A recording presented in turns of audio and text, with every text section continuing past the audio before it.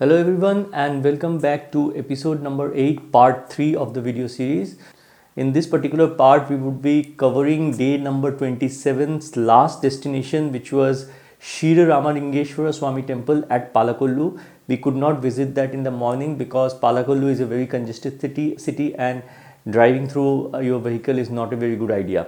So we parked our car in the hotel and came back to visit the temple in the evening. After this, we would be covering day number 28's two destinations. Number one would be the Kotha Vasavi Kanyaka Parameshwari temple at Penugonda, and after that, the second destination would be Narsipatnam viewpoint, which is a very famous viewpoint in this particular area. On day number 28, we also visited the Mogalthur fort, but the Mogalthur fort I would be covering in my next part.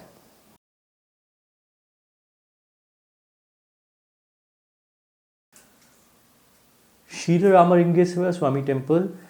As you can see, we started from our hotel in the evening, and Ksheera Ramalingeshwara Swami temple is just around 2 kilometers from the hotel Adabala Grand where we were staying. After covering the temple, we got back to our hotel. Destination 1, day 28, Kotha Vasavi Kanyaka Parameshwari temple at Pennugonda. Pennugonda is around 5 to 6 kilometers from our hotel Adabala Grand in Palkollu. It's a very soothing drive and roads are good. There is ample parking space there. Day number 28, destination 2 was Narsipatnam viewpoint, which is almost on the opposite side of the hotel, and we visited the Narsipatnam viewpoint.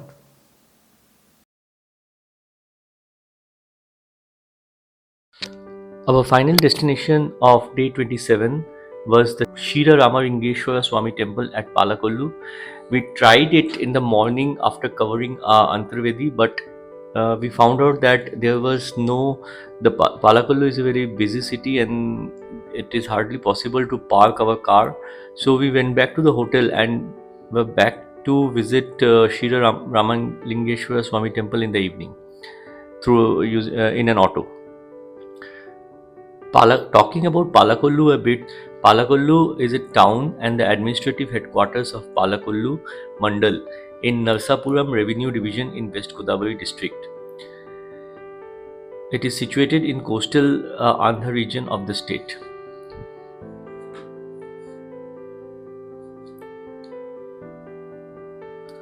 Palkollu was also known as Upamanyapuram or Shirapuri or Palakolanu or Palakol, named after Lord Ksheera Ramalingeshwara Swami. Gradually it changed into Upamanyapuram or Shirapuri or Palakolanu and now to Palkollu. Dugdho Pavanapuram and Upananapuram are Palkollu names for Palkollu. The city is a very busy city and a congested city. Driving through the city is difficult. And the city is mainly known for the famous Ksheera Ramalingeshwara Swami temple. Try to visit the city in a local transport like auto. Do not try to take your vehicles inside the city because it's very congested.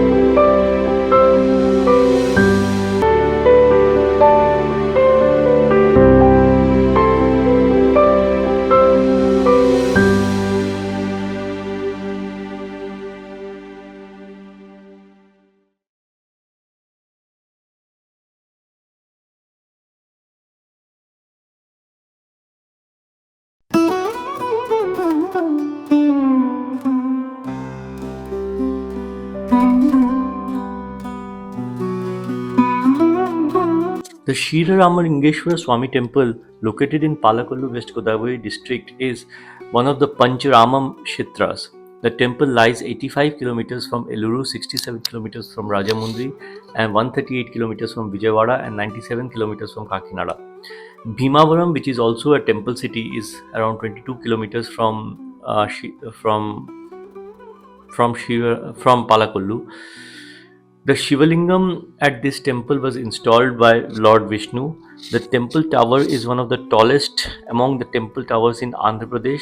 The original temple belongs to 9th century during the Chalukyan period reign of Chalukya Bhima.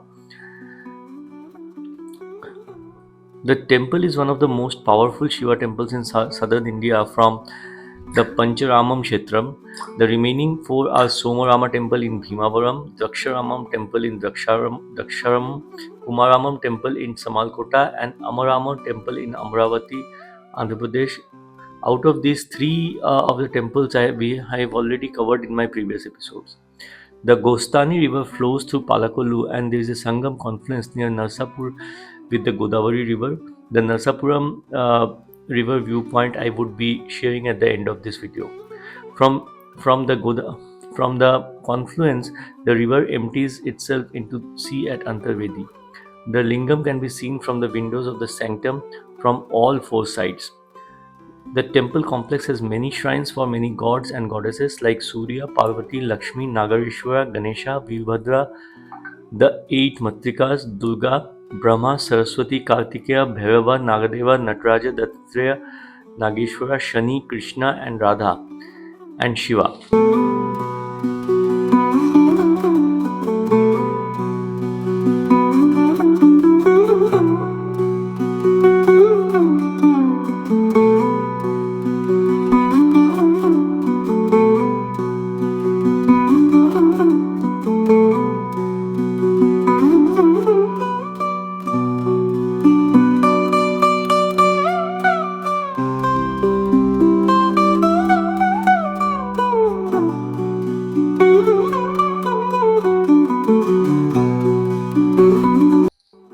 Talking about the legend, Kumaraswamy known as Kartikeya launch Agneya Astra arrow on Shivalinga, Atmalinga, whereby Tarakasura in his neck before slaughtering the monster.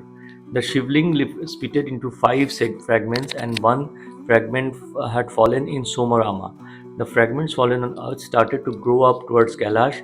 To avoid the growth of the fragments, Indra, Chandra, Moon, Vishnu, Surya, Sun, and Kartikeya established the fragments in the five holy places of Amararama in Amaravati of Guntur district, Somarama in Bhimavaram, Kshetrarama in Palkollu, and Draksharama in Samalkot, with the names of Amarishwara, Someshwara, Ksheera Rameshwara, Bhimeshwara, and Kumara Rameshwara, respectively. For more details, please refer to my write-up in blogger.com, for which the link I have already shared. There are multiple legends associated with this temple, so you can go through them in my document. Talking about the architecture, the prakara of the compound was designed by Sri Belupati during the 10th century. The construction technique resembles those during the Chalukya period. During the 14th century, Sri Alladu Reddy constructed the Raja Gopuram Kalyana Mantapam Choltri, and Astabhuja Lakshmi Narayan Swami Alaya was constructed during the 17th century. Once again, you should again notice that the tall Gopuram, which is one of the tallest in Andhra Pradesh, was built around 14th century and not when the temple was originally built in 9th century, because the Gopuram concept, the tall Gopuram concepts were derived from Cholas in Tamil Nadu during the earlier periods of temple constructions. Creating tall Gopurams was not a concept. The height of the temple is 120 feet and 9 floors and was constructed during the Chalukya period. The lingam is unique milky white in color and tallest. There are 72 pillars made of black stone, and the temple mandapa inside the Garbhagriha, the sanctums of Gokarneshwara and Ganesha, are at left. The main deity in the center. To the right are the sanctums of Kartikeya and Vishnu. Nandi is at the center.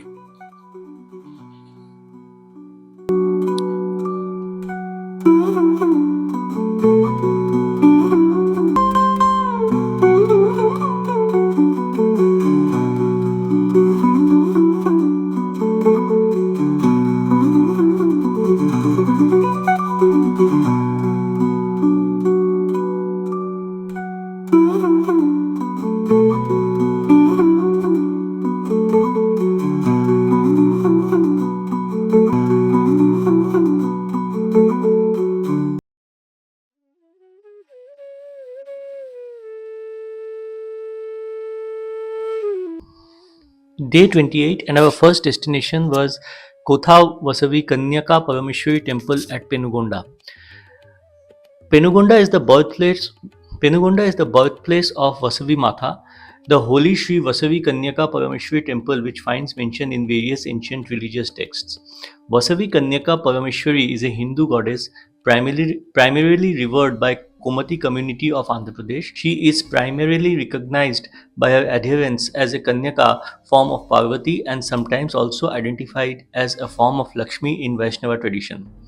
She is regarded to be a Kuldevta, goddess of the clan by members of the Komati community, which is known as Vishya community in Andhra Pradesh, as well as the Arya Vaishya, Kalinga Vaishya, Arava Vaishya, Marathi Vaishya, Bedi Vaishya, and Trivarnika Vaishya communities, as per various versions of Vasavi Puramulu written in Telugu during the 18th century CE, ancient tales of Penugonda Kshetram, and Sripada Sri Vallabha Charitamrutam sacred texts.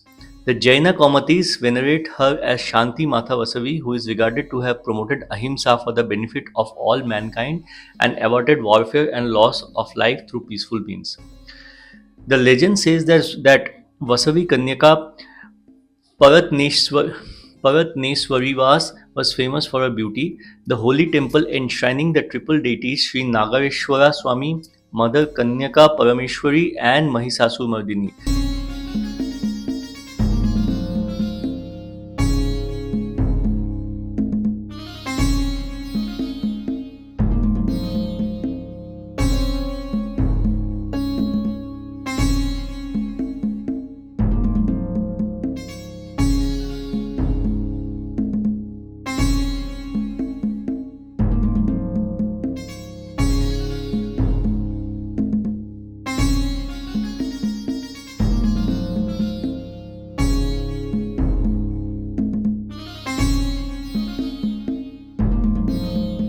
According to legend, a powerful Chalukya monarch called Vishnuvardhana ruled Andhra in 11th century CE.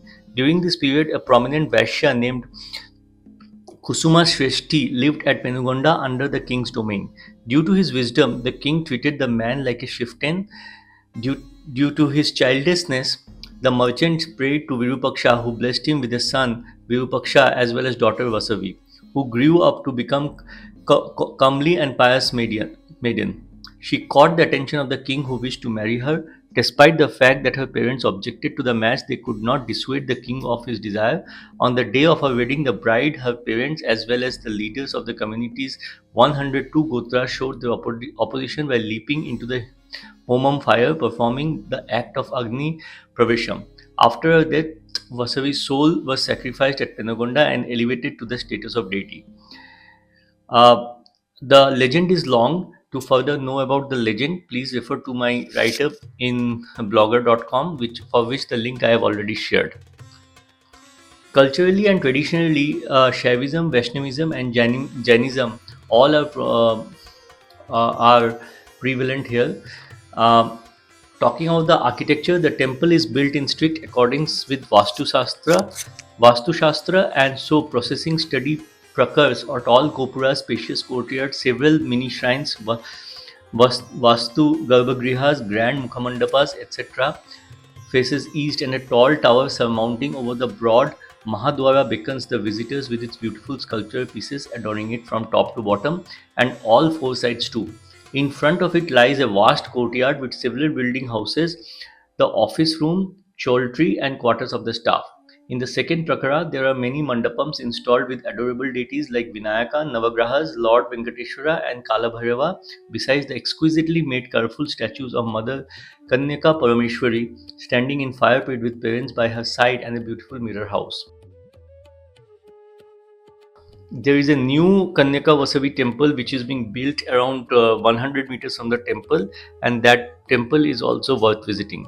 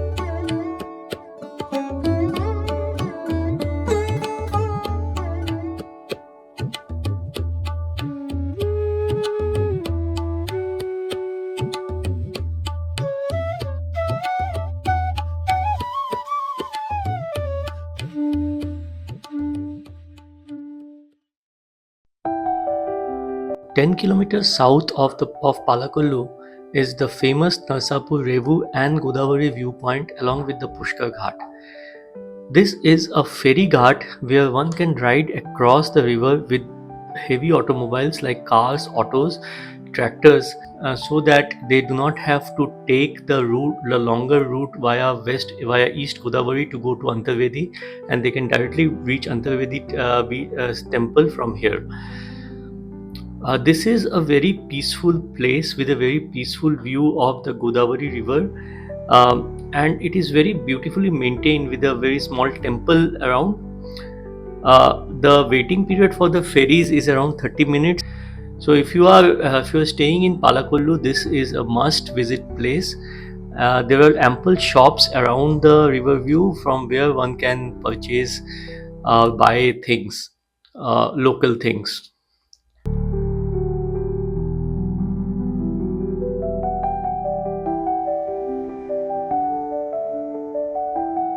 So friends, that was part 3, episode number 8. I hope you like this part also and keep following the remaining parts of this episode. Thank you. Thanks a lot for watching.